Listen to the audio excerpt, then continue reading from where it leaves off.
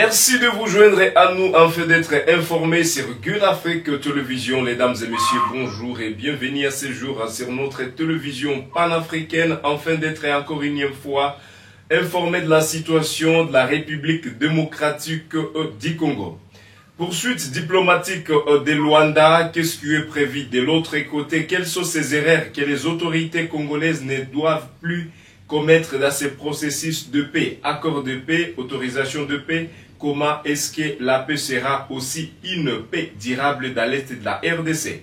Sur cette question, je reçois Jenin Twali, qui est un panafricain, un analyste indépendant et également un journaliste qui maîtrise bien la question sécuritaire dans l'Est du pays. Monsieur Jenny, bonjour et bienvenue sur Gueule Afrique Télévision aujourd'hui. Bonjour David, bonjour à tout le monde. Surtout ceux-là qui sont en train de nous suivre, les fidèles téléspectateurs de Gueule Afrique Télévision. Ça fait vraiment longtemps depuis qu'on a parlé des élections au Rwanda. Monsieur Jenny, comment allez-vous?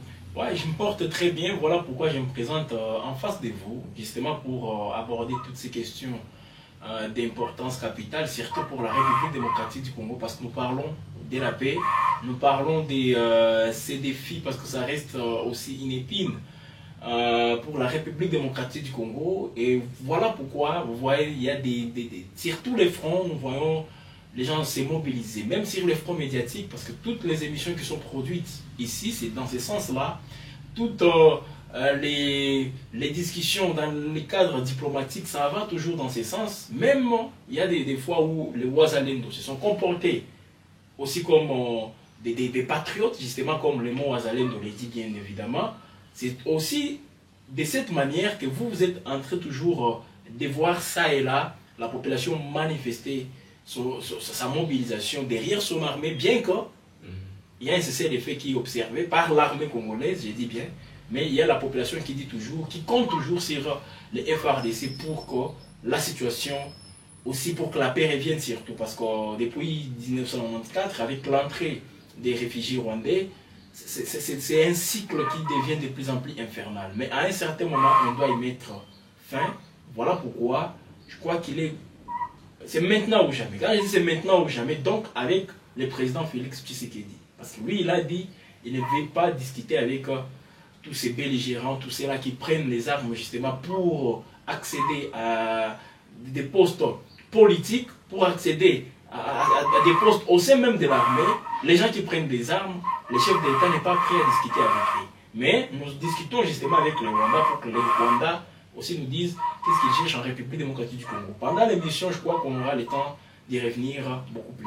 Ok, mesdames et messieurs, vous nous suivez de partout sur Gueule Afrique Télévision. Nous vous exhortons encore une fois, si c'est pour vous la première fois, de nous suivre et de vouloir bien s'abonner, de partager la vidéo, mais également de mettre vos commentaires. Qu'est-ce que vous pensez pour le rétablissement de la paix dans l'Est de la République démocratique du Congo? Quels sont ces mécanismes aujourd'hui que les autorités congolaises doivent mettre en place pour rétablir la paix dans l'Est du pays, pourvu que la paix dans l'Est de la RDC soit une réalité que la population va vivre au quotidien? C'est pour cela que nous sommes ici avec M. Jenin Twali. Mais avant de parler un peu de ces processus de paix de Luanda, de ces processus auxquels les Congolais, là on parle des autorités congolaises, faut savoir que c'est un chemin qui va pouvoir payer. Avec Jenny, on essaiera de parler ici. Mais avant, M. Jenny, parlez-nous un peu de la situation sécuritaire actuelle de la province du Nord Kivu.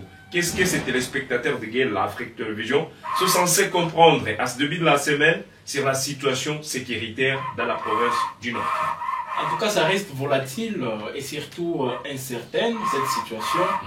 Pourquoi j'ai dit elle est incertaine? Parce qu'on ne sait pas qu'est-ce qui va arriver aujourd'hui, même demain. Parce qu'à tout moment, bien qu'on parle d'un cessez-le-feu, vous vous rappellerez la semaine passée, il y a eu des violations de ces cessez-le-feu et surtout, cette fois-ci, c'est de la part de qui? Les Wazalendo. Je ne dis pas qu'ils ont violé le cessez-le-feu parce qu'à nulle part, on a vu les Wazalendo signer qu'ils vont respecter le cessez-le-feu. C'est le gouvernement congolais qui a signé avec le gouvernement rwandais le cessez-le-feu. Qui est du gouvernement rwandais voit automatiquement les RDF qui viennent en République démocratique du Congo agir sous les labels M23. Mais nous connaissons tous que ce sont les RDF, l'armée rwandaise. Donc, en discutant avec l'armée rwandaise, avec le gouvernement rwandais au niveau de Luanda, c'est que sur le terrain, on devrait déjà observer un cessez-le-feu entre les FARDC et les RDF. Au lieu que ça soit le cas, on a vu les RDF venir traverser les frontières de la RDC et du Rwanda pour venir aussi renforcer les positions des RDF ou les M23 comme ils sont en train de le dire, et pourtant ce ne sont pas les M23, les RDF aujourd'hui qui se présentent avec comme certains Congolais qui apparaissent comme les chefs des bandes. Là nous avons les gens comme le Corneille Nanga. Nous avons d'autres civils là-bas, les Makenga et tout consort. Magloire Paloku, Lawrence Kanyuka. Magloire, moi je ne les prends pas comme... parce qu'ils ne maîtrisent même pas les tactiques militaires. Ne vous en faites pas. Mais il fait déjà partie de la rébellion. Oui, il fait partie de la rébellion. On les voit poster avec des tenues militaires, avec même des armes, mais ça ne veut pas dire qu'ils jouent un rôle sur le plan militaire. Il est juste là utilisé dans la communication. Parce qu'aujourd'hui, on les voit sur les réseaux sociaux en train de communiquer pour la gloire de l'ennemi. Pourquoi? Parce qu'ils avaient besoin d'un type pareil qui va aussi jouer sur les plans communicationnels. Et c'est ce que Magloire Paloku est en train de faire. Donc moi, je ne les vois pas beaucoup plus. En parlant des militaires, parce que sans les efforts militaires, les gens comme les Magloire Paloku n'auront pas de choses à dire. Donc pour qu'ils aient justement de la matière, il faut qu'il y ait des prouesses de la part de l'ennemi sur les fronts militaires. Mais s'il n'y a pas des prouesses, il n'aura pas de choses à dire. Donc, moi je pense ici, les colonels que vous voyez, ils sont juste là, on les met pour congoliser cette rébellion. Mais ça n'a rien à voir. Et j'ai du mal même à appeler ça rébellion. Donc, pour congoliser cette affaire, cette agression, et ils vont dire c'est une rébellion entre Congolais. Les Congolais qui se rebellent contre leur propre gouvernement. Mais ce n'est pas ça. Voilà pourquoi moi je m'inscris toujours en faux par rapport à ceux-là qui disent oui, ce sont les M23. Bon, on peut dire que ce sont les M23 pour peut-être justifier. Donner de l'ampleur? Pas donner de l'ampleur, mais bien au contraire, le Rwanda vient en République démocratique du Congo, agit en République démocratique du Congo sous le label M23 pour se dédouaner. Mais ce sont les militaires rwandais qui sont sur le sol congolais. Personne, j'ai dit personne, et heureusement le président rwandais l'a reconnu en acceptant de venir s'asseoir sur la même table avec le gouvernement congolais. Là, il accepte indirectement qu'il est en train d'agresser la République démocratique du Congo. Alors, revenons justement à la question pour vous répondre. Moi, je pense ici, les gouvernements rwandais ne respectent pas les cessez-le-feu que lui-même a signé. C'est ça la situation sur le terrain. Pourquoi je l'ai dit? On a vu les RDF se déployer sur les différentes lignes de front. Ils ont renforcé leurs effectifs sur les différentes lignes de front.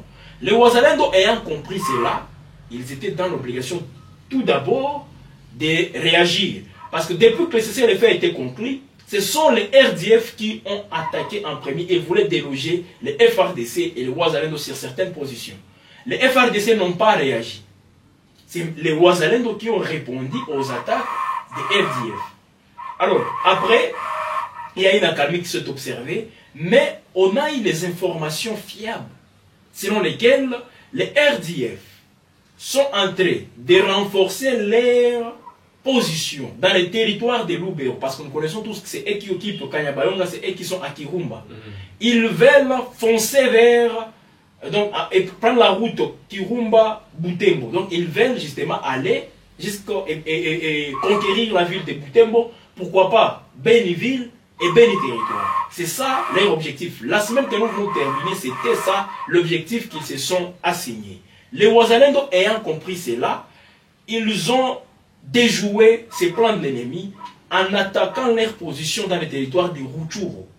Voilà pourquoi les M23 se sont retrouvés dans l'obligation, au lieu de continuer à conquérir d'autres entités dans le territoire de Lubero, et se sont plutôt retrouvés dans l'obligation de protéger les quelques entités qu'ils contrôlent dans le territoire du Rutshuru. Donc c'était un plan de Wazalendo. Ils ont compris les plans de l'ennemi et pour déjouer cela, ils ont attaqué les positions des RDF dans les territoires des Rutshuru. Voilà pourquoi vous avez écouté beaucoup de fronts dans les groupements des Binza, au niveau toujours du territoire des Rutshuru, beaucoup de affrontements, et c'est les Wazalendo qui ont attaqué les positions des RDF. Mais aucune position. Les Ouazalendo n'ont pas réussi à déloger les M23, RDF, sur leur position. Au-delà de ces affrontements, il n'y a pas eu des lignes qui ont bougé. Moi, je pense que l'objectif a été atteint pour les Ouazalendo. Ils voulaient justement déjouer les plans de l'ennemi. Les plans de l'ennemi, c'était de poursuivre les fronts nord dans le territoire de Gobero pour aller à Butembo, pour aller à Beni. Alors, parce que les M23 ne pouvaient pas continuer sur ces fronts-là au moment où ils sont attaqués à Butchuru. Et c'est vrai, ils se sont retrouvés justement dans l'obligation de protéger ceux qu'ils sont comme entités, les entités qu'ils occupent. Et c'est comme ça que les Ouazalendo ont attaqué toute la semaine passée et les M23 ont été dans l'obligation de réagir. Alors voilà pourquoi j'ai dit ça reste volatile, ça reste incertaine la situation, parce que même aujourd'hui, même demain, ça peut encore une fois déchaîner. On ne sait pas si les lignes peuvent bouger. Les lignes peuvent bouger. Les lignes peuvent bouger. Voilà pourquoi j'ai dit ça. Je ne crois pas trop au cessez-le-feu qui a été conclu, bien qu'il y a certaines politiques, surtout les diplomates au niveau régional, qui ont reconnu le respect de ce cessez-le-feu. Pendant le cessez-le-feu, on ne pouvait même pas voir les militaires rwandais se déployer.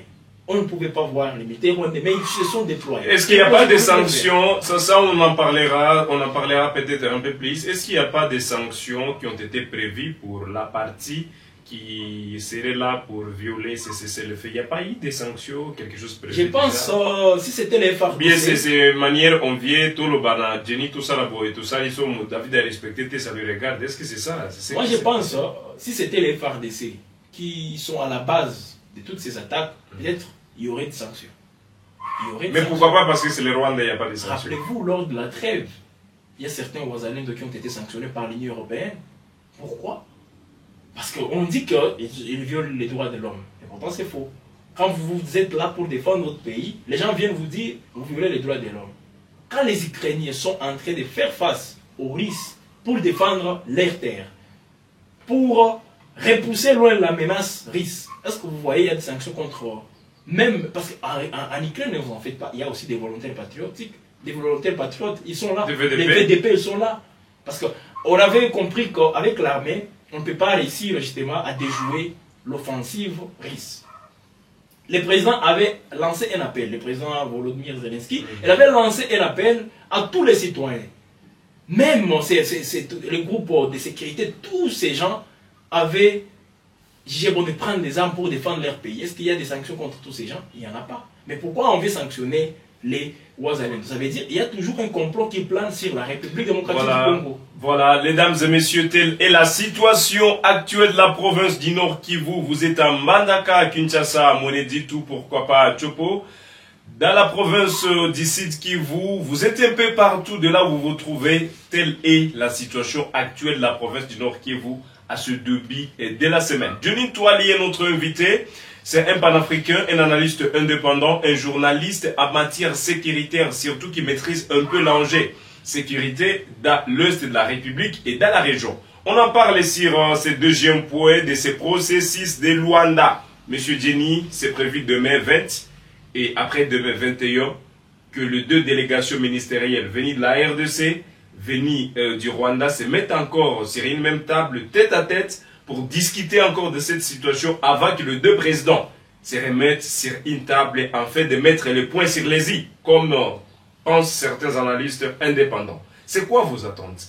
Quelle est l'analyse que vous portez à ces assises? Depuis que ces assises ont commencé, il y a eu des experts en renseignement, ni du parti Congo, ni du parti Rwanda. Il y a eu encore ces mêmes délégations qui se sont mises sur la même table. Et aujourd'hui, qu'est-ce que vous pouvez dire? Quelles sont vos analyses? Quelles sont vos attentes? Et qu'est-ce que ces peuples congolais, peut-être qui nous suivent depuis Kanyabayonga, depuis Nyabiondo, depuis Uvira, depuis Walikale, pourquoi pas depuis l'ouest de la RDC, sont censés comprendre à ce sujet? Bon, pas grand-chose pour moi en termes d'attente. Pourquoi je l'ai dit? Parce que nous sommes mal partis dans le processus de Luanda. C'est vrai, on peut se contenter de la bonne volonté ou disons des relations qu'on a aujourd'hui avec le président angolais Joao Lorenzo, mais ça ne suffit pas. Il y a une bonne relation qui passe entre la RDC et ou c'est de l'hypocrisie encore? Mais là aussi, je crois qu'on ne peut pas se réjouir, hein, parce que rappelez-vous, il y a des fois où les Congolais ont été contraints de quitter l'Angola. Donc, diplomatiquement, on ne peut pas dire qu'il y a... que nous sommes... qu'il y a des avancées. Bon, les avancées peut-être parce qu'il n'y a pas une escalade. Voilà, contrairement au Rwanda où aujourd'hui nous faisons face à une escalade qui ne dit pas son nom. Mais avec l'Angola, des fois il y a des relations, les relations continuent toujours à se côtoyer, donc ça existe, il y a des relations avec l'Angola. Je ne mets pas en cause l'attitude du président Joao Lorenzo, non, non. Mais ne vous en faites pas, il aura toujours de la matière par rapport à ce que la République démocratique du Congo va présenter comme argument dans toutes ces discussions. Mais moi je pense que nous sommes mal partis. Les autorités congolaises, je ne vous coupe pas la parole, M. Jenny, les autorités congolaises montrent toutefois qu'ils s'insurgent à fond, qu'ils mettent leur énergie. D'ailleurs, le président de la République a fait savoir que sur la question sécuritaire dans l'est du pays, il ne dormait pas. Est-ce qu'on peut toujours croire aux paroles? Ou soit, il est grand temps justement de s'intéresser aux actions, aux actes. Qu'est-ce qui a été posé concrètement sur le plan diplomatique? Les cessez-le-feu qu'on a obtenus, et c'est sur demande de la RDC. Le président lui-même vous a dit que c'est le Rwanda qui a demandé les cessez-le-feu. Le président congolais. Donc on a répondu à la demande, on a répondu favorablement à la demande du Rwanda. C'est comme ça, le chef de l'État vous dit, le Rwanda a demandé les cessez-le-feu, sans pour autant qu'on tienne compte des tenants et des aboutissants. Avec les cessez-le-feu sur demande, là je me focalise au propos du chef de l'État, sur demande du Rwanda. Alors voilà pourquoi pendant le cessez-le-feu, je viens de vous faire part qu'il y a toujours des violations. Qui viole en premier, c'est l'armée rwandaise. L'armée rwandaise qui se renforce. Il y a aussi les Ougandais qui traversent les frontières à Ishasha. Ils entrent à Bunagana, ils entrent comme ils veulent pour venir apporter main forte à cette agression. Et là, personne n'en parle justement par rapport à cette violation. Qu'est-ce qui se passe? Voilà pourquoi j'ai dit nous sommes mal partis. Sur quel point? Premièrement, en discutant sur le cessez-le-feu, pour aboutir à cela, il fallait, ne serait-ce que pour la République démocratique du Congo, d'obtenir les départs ou les retraits des troupes rwandaises sur le sol congolais. C'est ce qu'on voulait justement que le gouvernement pose sur la table des discussions avec le gouvernement rwandais. Mais voilà, pendant le cessez-le-feu, les militaires rwandais sont restés ont gardé leur position sur les lignes de front. Est-ce que vous les avez vus même quitter un seul centimètre? Ils sont restés là-bas. Bien au contraire, ils se sont ajoutés pour renforcer leur position. Alors, qu'est-ce que nous sommes en train de parler? Et pourtant, c'était l'occasion pour la République démocratique du Congo. Rappelez-vous, les chefs de l'État même avaient eu à mettre sur la table ces préalables, disant, avant que je discute avec le Rwanda, il faut que Kagame retire ses troupes sur le sol congolais. Mais est-ce qu'on discute avec le Rwanda? On a conclu, on a signé un accord de cessez-le-feu avec le Rwanda. Demain, comme vous venez de le dire, nous serons encore une fois, les ministres vont se rencontrer. Est-ce que les préalables posés par Kinshasa ont été respectés? Alors, qu'est-ce que nous sommes en train de faire? Nous demandons une chose et au même moment, on a du mal même à tenir justement ou à se focaliser sur la demande qui pourrait peut-être nous permettre d'aboutir au début d'une paix justement durable. Pourquoi? Parce que, je l'ai dit pourquoi. Parce que s'il faut les troupes rwandaises quittent l'Est de la République démocratique du Congo, on verra les retours de tous ces déplacés chez eux. Est-ce que les FARDC vont combattre encore une fois et pourtant les troupes rwandaises ne sont plus sur le sol congolais? La réponse est non. Mais voilà, on nous a encore une fois dribblé. Ce n'est pas le président angolais Joao Lorenzo qui va venir avec ses préalables. Non, c'est le gouvernement congolais qui doit marteler sur ses préalables pour que, enfin, sur la table de négociation, les Rwandais peuvent dire non, nous voulons ça. Ils viennent avec le cessez-le-feu. Nous disons pour accepter votre cessez-le-feu, retirez d'abord vos troupes sur le sol congolais. Si vous ne voulez pas, donc on continue avec les affaires. Mais permettez, moi je pense à un certain moment, on n'a pas. Toutes ces discussions, on les a commencées en étant en position de faiblesse. Rappelez-vous, on a commencé tout ça au moment où Kirumba venait de tomber. Au moment où il y avait une progression. Fallait pas dialoguer. Fallait pas dialoguer. Le président vous dit qu'il ne peut pas discuter avec les soi-disant M23 qui n'existent pas. Et là, je suis d'accord avec lui. Mais quand tu discutes avec les Rwandais, avec Kagame, qu'est-ce que tu apportes comme élément dans toutes les discussions? Mais c'est là où nous sommes en train de pécher. On n'a pas des éléments aussi forts, des éléments qui pèsent pour pousser les Rwandais à s'incliner aussi et céder aux différentes demandes, aux différents préalables de la République démocratique du Congo. C'est ça la réalité. Mais si on ne veut toujours pas les dire, voilà pourquoi ça tourne toujours à rond. Ne vous en faites pas. Demain, on va encore bricoler un truc pour dire oui, ça évolue parce qu'on parle d'un projet d'accord. Un projet d'accord de paix. Donc, qui est, je ne sais pas si ça va être défini dans l'État, je ne sais pas, mais un projet d'accord, ça veut dire pour la cessation justement de tous ces affrontements. Voilà, je peut-être une dernière question, en fait, mettre à terme cette émission au jour d'aujourd'hui. Mesdames et messieurs, on parle de la sécurité dans l'est du pays. On parle de l'agression rwandaise. Vous, personnellement, vous êtes diplomate, vous êtes enseignant, vous êtes cordonnier, n'importe quel votre métier, n'importe quel votre statut. Mais qu'est-ce que vous pensez de cette guerre? Qu'est-ce que nous devons faire aujourd'hui afin de mettre à terme cette guerre d'agression rwandaise? Ça fait déjà 30 ans. 30 ans, Bitumbezo Silate, 30 ans, Mutuna Mutazo mené analyse nae, Tozo bloqué Wapi. C'est même par là que j'ai la dernière question. Il y a une personne qui a demandé une question. J'apporte cette question de la personne ici, pourvu qu'il y ait plus d'un Congolais peut-être trouve aussi l'éclaircissement sur ça. Joseph Kabila a aussi affronté les rebelles du 23. Sans pouvoir fouiller trop s'il a laissé, s'il a fini la guerre, ça c'est eux qui savent un peu la réponse. Il y a une personne qui se demande une question, mais on dit les M23 vont se retirer. Ils ne se retirent pas, ils avancent, cherchent à tomber. Il dit qu'il faut se retirer. Il ne se retire pas, d'autres villages et agglomérations continuent à tomber. Mais nous avions vu les cas de Kabila. Il a exigé que les rebelles se retirent, enfin qu'ils dialoguent. Mais les rebelles se sont retirés. Quels sont ces mécanismes que Kabila a mis en place pour le retrait sur le sol congolais?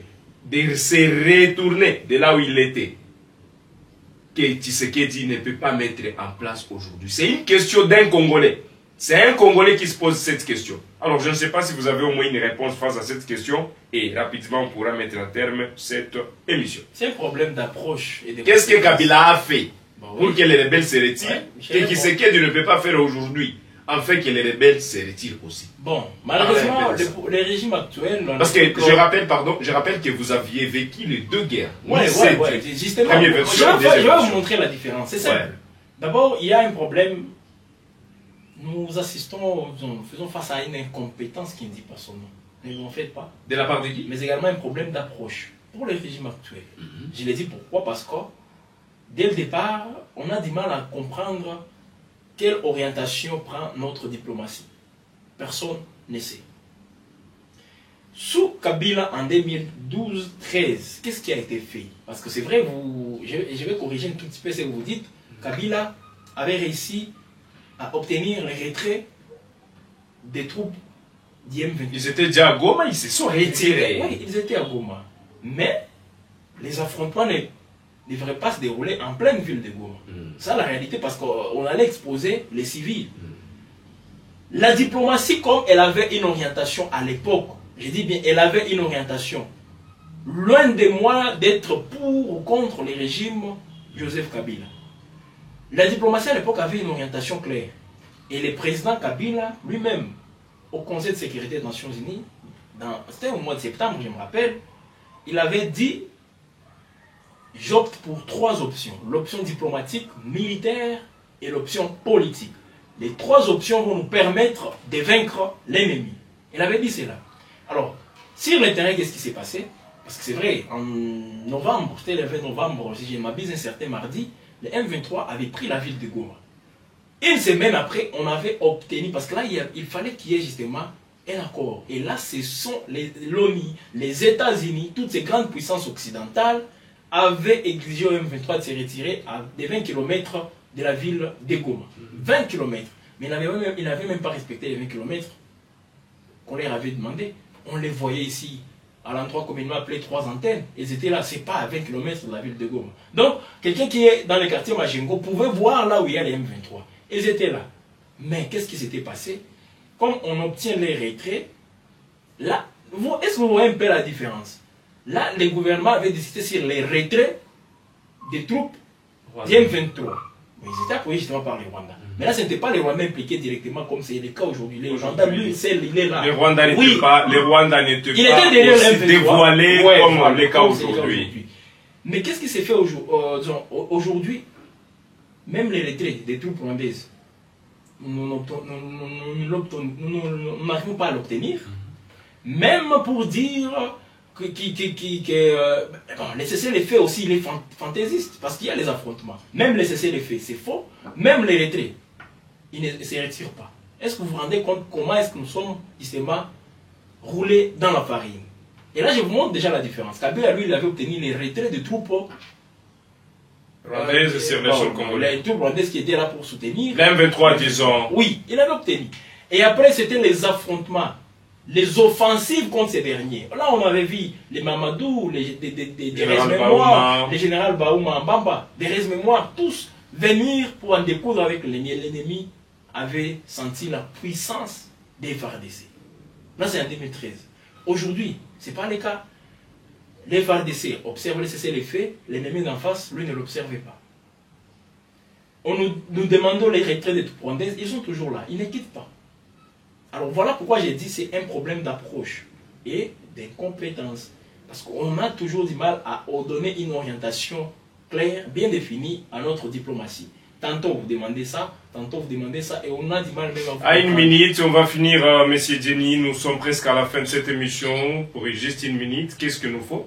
Parce que déjà, l'ennemi est là, la menace pèse. Bon, c'est le courage, surtout pour le gouvernement. Que le gouvernement qu'il soit aussi courageux comme les peuples, comme les voisins sont en train de le faire avec courage. Alors, comme le gouvernement ne veut pas aussi aborder, parce que quand vous êtes, même dans la diplomatie, avec quelle personne nous pouvons discuter? Quel est le profil de nos diplomates aujourd'hui? S'il faut mettre tout ça en cause. Donc, moi je pense, nous sommes très mal partis parce qu'on a un problème de casting. Et moi, pour corriger cela, voilà pourquoi je demande qu'il y ait du courage. Les chefs d'État qui ne mettent pas les diplomates, des gens peut-être là des relations de copinage avec eux, qu'ils le mettent justement pour qu'ils engagent la République dans les discussions concernant l'avenir, concernant la guerre. C'est pas comme ça. Donc les chefs de l'État doivent prendre les personnes qu'il faut et qu'ils les mettent justement à la place qu'il faut. Pas tous ces aventuriers que nous voyons autour de lui, qui ne font presque, je dis bien presque rien. Parce que quand je dis presque, le fait d'abord de voyager, c'est déjà un courage. Hein. Comme il voyage, c'est quelque chose. Mais je dis presque, je ne dis pas qu'il ne faut absolument rien. Presque rien. Pourquoi? Parce qu'on ne sent pas de bons résultats avec tous ces gens qu'il met là-bas. Donc, les chefs de l'État devraient se remettre d'abord en cause. Voilà pourquoi je demande aux chefs d'État d'être courageux et de prendre des mesures beaucoup plus courageuses, comme les peuples sont en train de le faire, en ne cédant pas aux caprices de l'ennemi. Les peuples ne soutiennent pas les M23. Ça, c'est un courage. Les Ouazalendo, ils sont en train de combattre contre l'ennemi. C'est un courage. Donc, si c'est le même courage, même avec les FARDC, le courage qu'elles ont, moi, je pense qu'on peut arriver à trouver solution. Mesdames et messieurs, c'est donc la fin de cette émission sur Gay l'Afrique Télévision. Vous étiez nombreux qui nous ont suivis à ce jour. J'étais Youssoufou Kibingila David pour cette présentation. Je récite personnellement Jenny Ntoye avec qui on a partagé ces 20 bonnes minutes d'échange sur la question sécuritaire dans l'Est de la République démocratique du Congo. Je vous remercie, M. Jenny Ntoye, d'avoir accepté notre invitation, surtout d'avoir répondu à nos questions pour vos orientations, vos suggestions et vos conseils. Je pense bien que les téléspectateurs de Gay l'Afrique en tiennent compte vraiment. Merci aussi, David. Merci beaucoup sur vous qui nous aviez suivis, des Congolais partout dans le monde. On se fixe un nouveau rendez-vous. À la prochaine sur même chaîne, même heure, même plaisir pour d'autres actualités.